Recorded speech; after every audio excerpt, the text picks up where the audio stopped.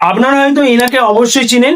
ইনি হলেন টলিউডের বিখ্যাত নায়ক রাহুল ব্যানার্জি।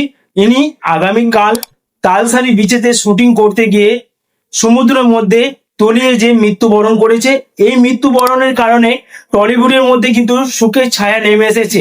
এর কারণে অনেক নায়ক নায়িকারা কি কি বললেন এবং ইনার সাথে যিনি শুটিং করেছিলেন সে নায়িকা কি বলতে চাইলেন সেটা আজকে দেখাবো এই ভিডিওর মাধ্যমে, এবং যে শুটিং এর ফুটেজ সেটাও দেখাবো এই ভিডিওর মাধ্যমে।